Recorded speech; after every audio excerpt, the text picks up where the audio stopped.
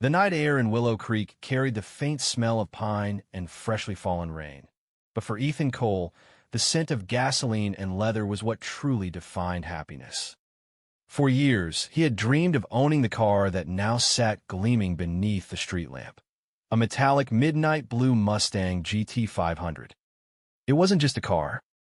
It was the physical embodiment of every late-night shift, every extra job, every sacrifice he had made since he was 16. When Ethan first laid eyes on it, he'd been a broke high schooler staring at a poster in the back of a rundown auto shop. The price tag back then might as well have been $1 million. But he kept that poster taped above his bed, a silent promise to his younger self that one day he'd own it. Years later, after grueling double shifts at the steel mill and countless hours turning wrenches at his uncle's garage, he finally held the keys. That Mustang wasn't just a machine, it was a dream fulfilled. Every inch of it told story.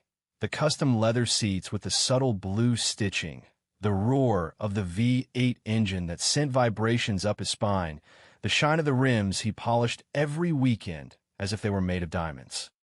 His friends joked that Ethan loved the car more than he'd ever love a woman. And maybe in some ways they were right. But life has a cruel way of testing where your heart truly lies. It started with a phone call, one of those calls that rearranged the world in a single, breathless moment. Ethan had just returned from an evening drive, the engine's purr still humming in his ears, when his phone buzzed with a name that made his stomach tighten. Luke, his younger brother. "Hey, Ethan." Luke's voice trembled on the other end. "I'm at ST. Mary's, it's bad." Luke was only 22, bright, reckless, and endlessly optimistic. A week earlier, he'd been laughing about a hiking trip he planned with friends. Now, his words were heavy, slurred by exhaustion and fear. "There's been an accident," Luke whispered. "It's my kidneys. They said I need surgery. I don't have insurance, man." The sterile hum of the hospital filtered through the line, and Ethan felt a cold weight settle in his chest. His parents had passed years ago, leaving the brothers to lean on each other through every storm. Luke wasn't just family. He was Ethan's best friend, the kid who once rode shotgun in their beat-up Chevy, singing off-key to the radio. "How much?" Ethan asked, his voice rough. Luke hesitated. "They said 60 grand. Up front. Or they can't start the procedure. $60,000. Ethan's mind raced. He had some savings, sure, but nowhere near that amount. His paycheck from mill barely covered rent and bills. That night, Ethan sat alone in his garage, the Mustang's chrome catching the dim glow of a flickering bulb. The car seemed almost alive, its presence both comforting and mocking. It represented everything he had worked for. And now, it represented the one thing that could save Luke's life. The next morning, Ethan made his decision. He would sell the Mustang. It felt like ripping out a piece of his soul, but when he looked into Luke's pale, frightened eyes at the hospital, the choice became painfully clear. Family wasn't just blood, it was sacrifice. And some dreams were meant to be given up so someone else could keep breathing. As Ethan signed the paperwork at the dealership that afternoon, the salesman, who had once congratulated him for buying the car, looked at him with quiet pity. The pen shook in Ethan's hand. Every stroke of ink felt like a betrayal of his younger self. When the buyer drove away, the Mustang's engine let out a familiar roar, echoing off the dealership walls like a farewell. Ethan stood frozen, watching the taillights disappear, his reflection shrinking in the glass doors. The dream he had built piece by piece was gone. But Luke would live. Or so Ethan thought. That night, as he returned to the hospital with a cashier's check clutched in his hand, something felt wrong. The hallway outside Luke's room was unusually quiet, and the nurses avoided his gaze. When Ethan finally stepped inside, he saw his brother sitting upright, eyes wide with something between guilt and terror. "Ethan," Luke said, his voice barely above a whisper, "I need to tell you something before they take me in." And that was when the first crack in the story appeared, one that would soon shatter everything Ethan believed. Ethan froze, the cashier's check still warm in his palm. The steady beep of the heart monitor behind Luke filled the silence like an accusing metronome. "What do you mean? Before they take you in?" Ethan asked carefully. Luke swallowed hard, his hands fidgeting with the thin hospital blanket. "The doctors, they don't know everything." The accident. It wasn't just an accident. A cold wave of dread rolled through Ethan. He stepped closer, his eyes narrowing. "Look, what are you talking about?" Luke looked away, staring at the blank wall, as if searching for an escape. "I wasn't hiking. I was at a poker game. Things got out of hand. I owed some guys a lot of money. When I couldn't pay, they made sure I couldn't leave." The words hung heavy in the air, each one a hammer blow to Ethan's chest. "You're telling me," Ethan said slowly, "that this wasn't an accident? That someone did this to you?" Luke nodded, shame clouding his features. "They said if I didn't pay, they'd make sure the hospital kept me here. They have people. They know where I live." "Where you live?" Ethan felt the room tilt. He had just sold his dream car, his one prized possession, to pay for a surgery that might not even be the real solution. "Who are these guys?" Ethan demanded, his voice sharp. "I can't say," Luke muttered, panic flashing in his eyes. "If I do, they'll Luke." Ethan snapped, his patience breaking. "I just sold my car to save you. You think I'm going to let some low-life thugs run our lives?" Luke flinched but said nothing. Ethan paced the room, fury and fear battling inside him. The money he carried suddenly felt like a curse. If these men were dangerous, handing over cash might only make things worse. But if he didn't pay, what then? Outside the hospital window, the night deepened, shadows stretching across the parking lot. Ethan's mind raced with images of his Mustang driving away earlier that day, its taillights fading into darkness. He had given up everything, and yet the nightmare was only beginning. "Here's what's going to happen," Ethan said finally, his voice low and steady. "You're going to give me a name, a number, something. I'm not handing over 60 grand without knowing who we're dealing with." Luke hesitated, then scribbled something on a scrap of paper, a name and an address. Ethan snatched it up. "Stay here," Ethan ordered. "Don't talk to anyone. I'll handle this." As Ethan walked out of the hospital, the night air hit him like a slap. The roar of the city beyond felt menacing, each distant siren a reminder of the danger ahead.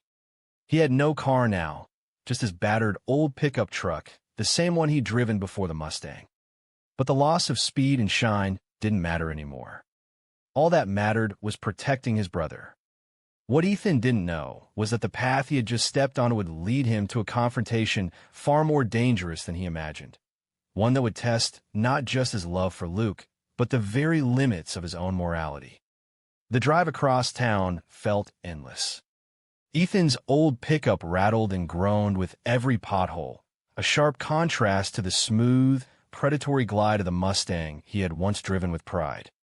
The smell of worn upholstery and cold metal filled the cab, each creak of the suspension echoing the unrest in his chest.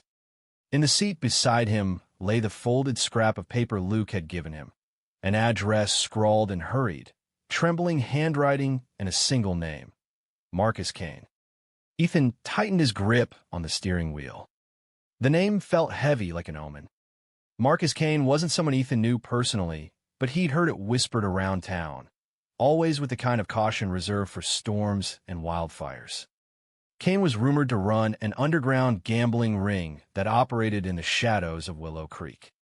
People said he had connections that reached far beyond their quiet city, ties to men who made debts disappear, or people, if the stories were to be believed. The address led to a dilapidated warehouse near the edge of the river, its windows boarded and its paint long since surrendered to rust and rot. A single flickering bulb above a steel door cast a pale cone of light onto the cracked pavement. Ethan parked a block away, his pulse pounding. He approached the door with the kind of careful determination born from desperation. A buzzer, rusty and dented, jutted from the frame. He pressed it. A low mechanical hum followed, and then the door clicked open just enough for a man the size of a refrigerator to fill the gap. Yeah, the man grunted, his voice low and dangerous. I need to speak to Marcus Kane, Ethan said, steadying his voice. It's about a debt. Luke Cole. The man's eyes narrowed, scanning Ethan up and down. Then he stepped aside without a word, motioning him inside. The air inside was thick with smoke and the faint metallic scent of blood, a cocktail of fear and vice. Dim lights illuminated a room cluttered with poker tables, stacks of chips, and men whose eyes gleamed like predators in the half-dark. At the far end of the room, a figure sat in a leather chair, flanked by two bodyguards. Marcus Kane. He was impeccably dressed, his dark suit tailored to perfection, a gold watch glinting in the low light.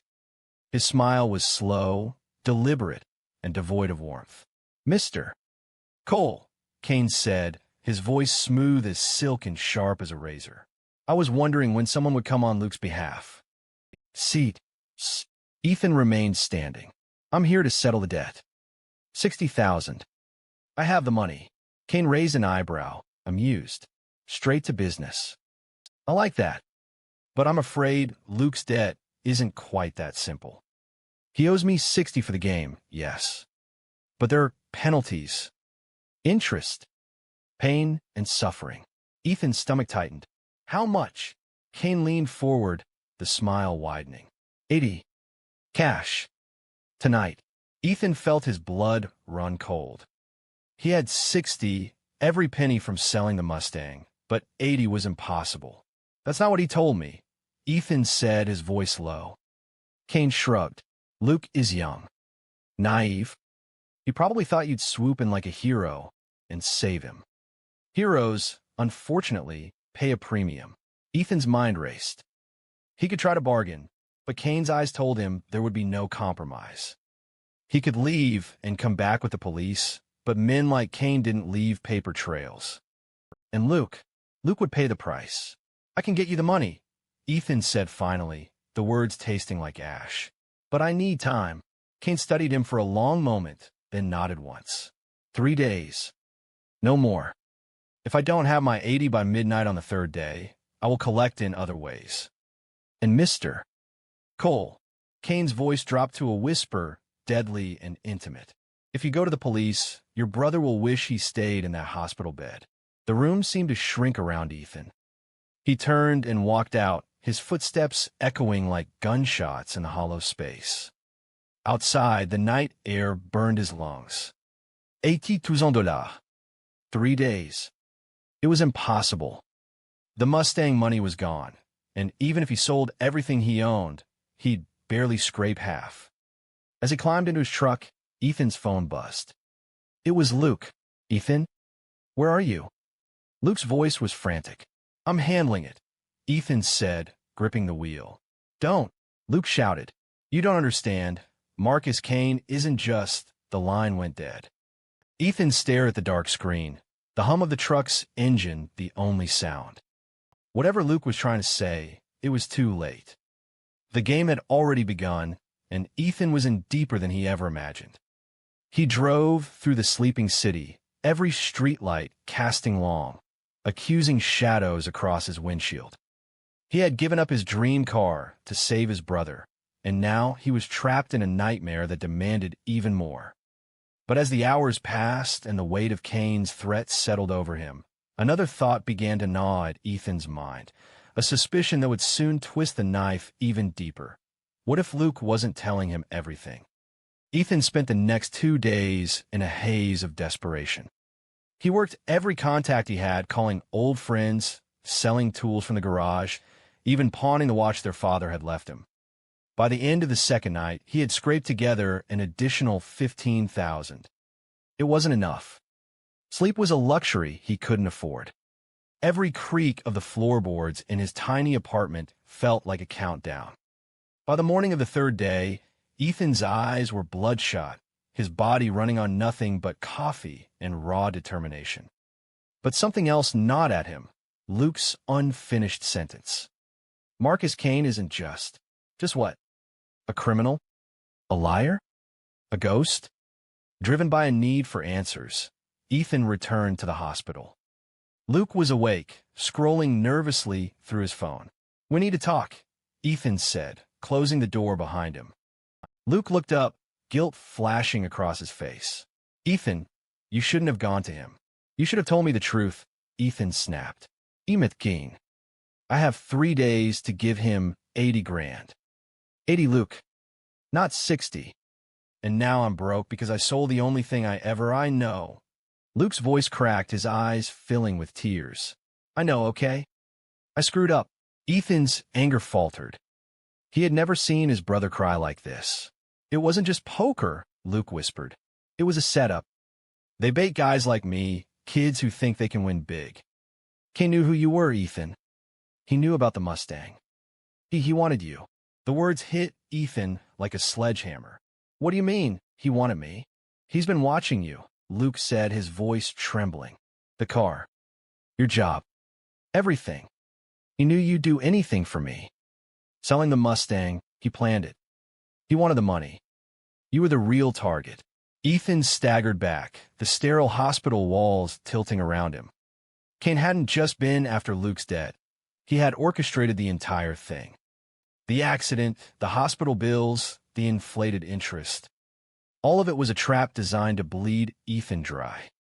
Before Ethan could respond, his phone buzzed. A text from an unknown number. Midnight. "Warehouse. Bring what you have." Ethan's blood turned to ice. Midnight. The deadline. That night, Ethan loaded every cent he had into a duffel bag and drove back to the warehouse.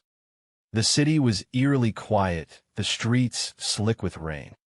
His pickup rattled over puddles, headlights cutting through the mist like knives. When he arrived, Kane was waiting, his gold watch glinting in the dim light. "Mr. Cole," Kane said smoothly, stepping forward. "I trust you brought my money." Ethan dropped the duffel bag at his feet. "That's 75,000. It's everything I have." Kane smiled, a predator savoring the kill. 75? I said 80. "That's all you're getting," Ethan said, his voice low but firm. For a moment, silence hung between them like a taut wire. Then Kane's smile faded. He nodded to his men, who stepped forward, their shadows stretching like claws across the wet pavement.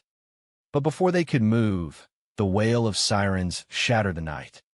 Red and blue lights exploded across the warehouse walls. "Police!" a voice barked. "Everyone freeze." Chaos erupted. Kane cursed and bolted toward a side door. His men scattered like startled crows. Ethan stood frozen as officers flooded the room, guns drawn.